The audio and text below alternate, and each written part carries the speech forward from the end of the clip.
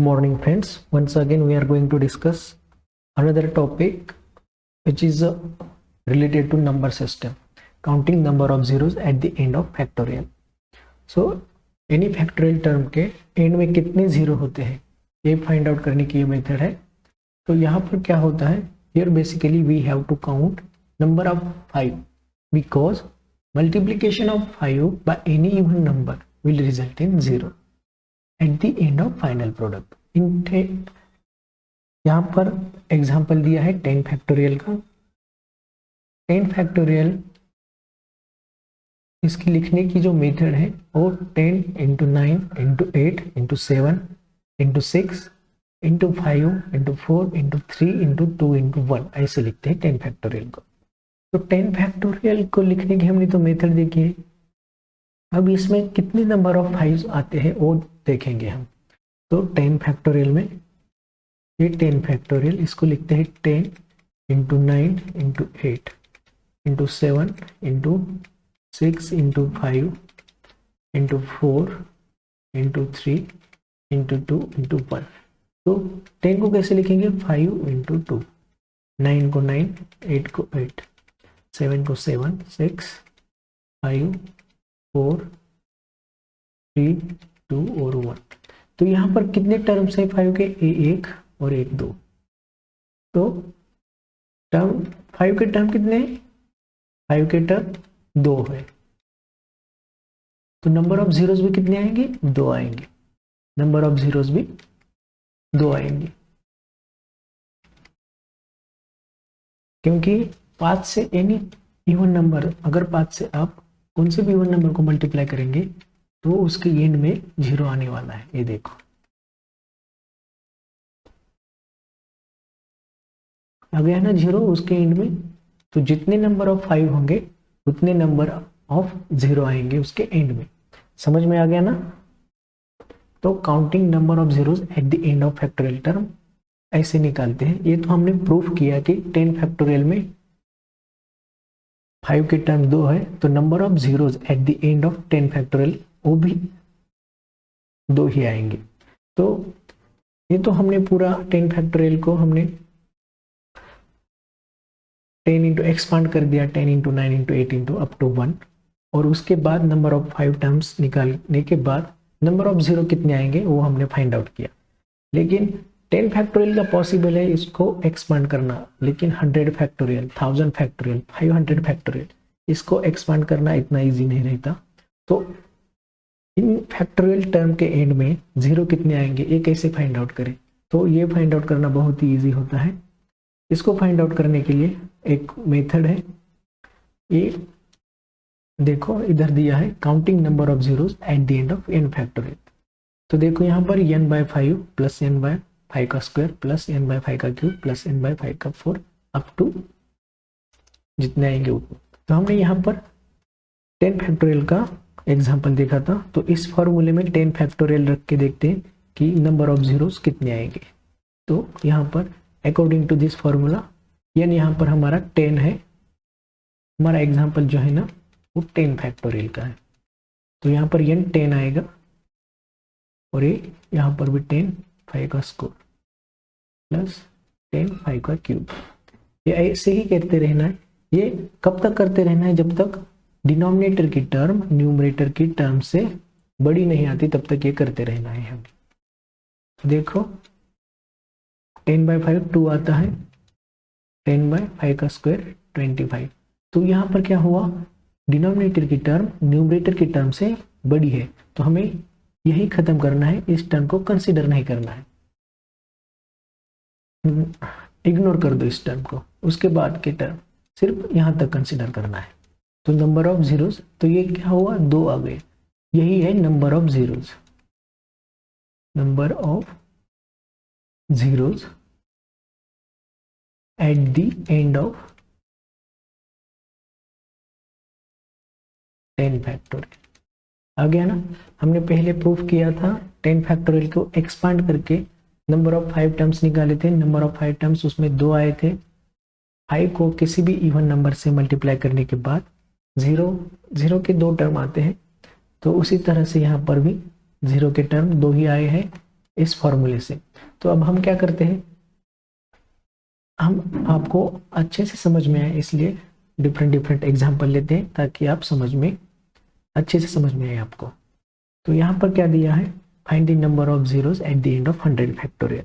तो अभी हमने फॉर्मूला देखा था कि अगर n फैक्टोरियल के एंड में हमें जीरोस निकालने हैं तो n/5 प्लस n/5 का स्क्वायर प्लस n/5 का क्यूब ऐसे करते रहना है। तो यहाँ पर n कितना है, 100 है, तो 100/5 प्लस 100/5 का स्क्वायर प्लस 100/5 का क्यूब। तो 100/5 कितना आता है, 20, 100/25 4 आता है और ये 100/125। तो यहाँ क्या हो गया, न्यूमरेटर की टर्म जो है ना डिनोमिनेटर की टर्म से कम है, इसलिए इस टर्म से आगे के टर्म को हमें इग्नोर कर देना है और बस यही कंसीडर करना है यहाँ तक। तो ये 24। तो number of zeros at the end of 100 factorial कितने आ गए, 24। इसी तरह से हमें the same way we have to find out the number of zeros at the end of 500 factorial. 500/5 plus 500/5 का स्क्वायर प्लस 500/5 का क्यूब प्लस 500/5 का पावर 4। तो यहाँ कितने आते हैं, 100 आता है, यहाँ कितना आता है 20 और यहाँ कितना आता है 500 divided by 125 plus 500 divided by 625। तो इस टर्म में है ना न्यूमरेटर की टर्म डिनोमिनेटर की टर्म से कम है, तो इसके आगे के टर्म को हमें इग्नोर कर देना है, इग्नोर। तो ये कितना हो गया 120 प्लस 4, तो आंसर आ गया 124। तो number of zeros at the end of 500 factorial 124 आ गए। समझ में आ गया ना, ऐसे ही करना है। चलो नेक्स्ट प्रॉब्लम देखते हैं।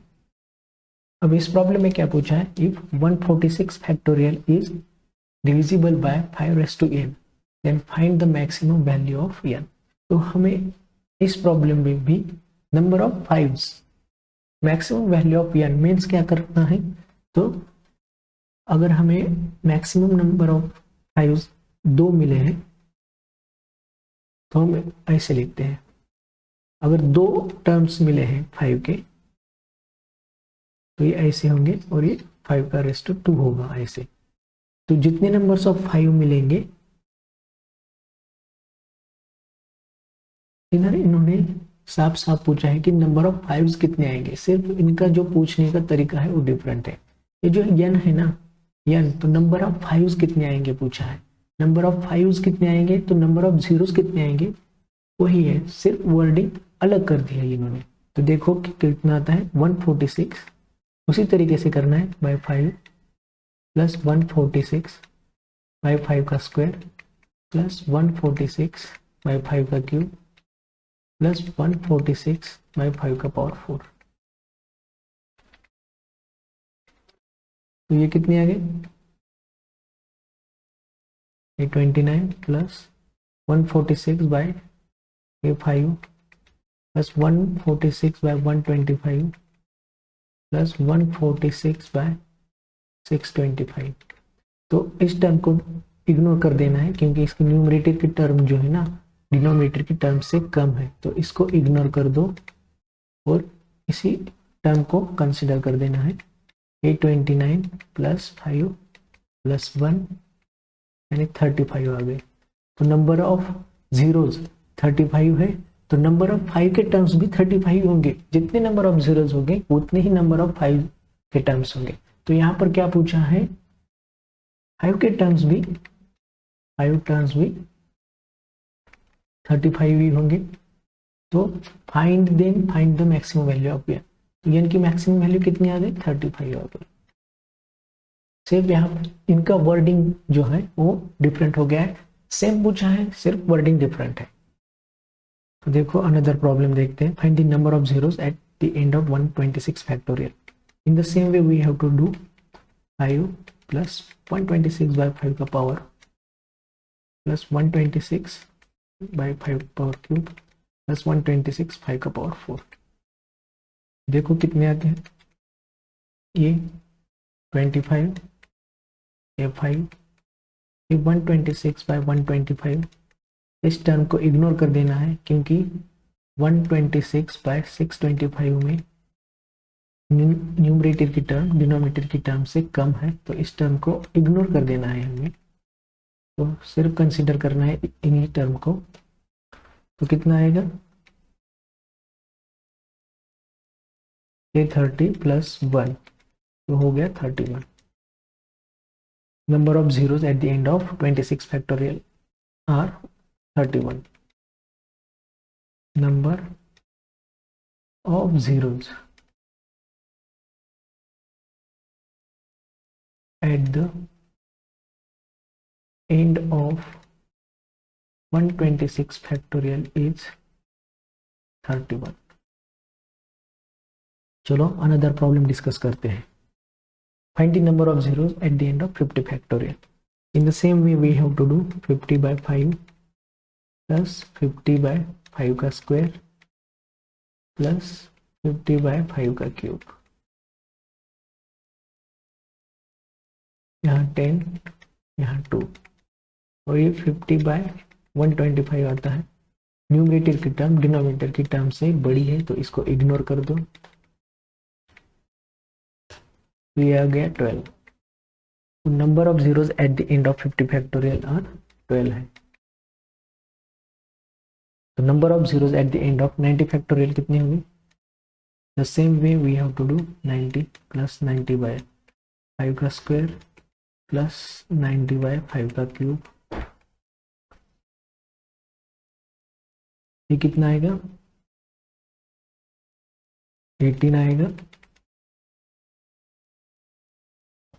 ये 3 आएगा और इसको इग्नोर कर देना पड़ेगा। इग्नोर कर दो इसको, इसके आगे की टर्म को इग्नोर कर दो।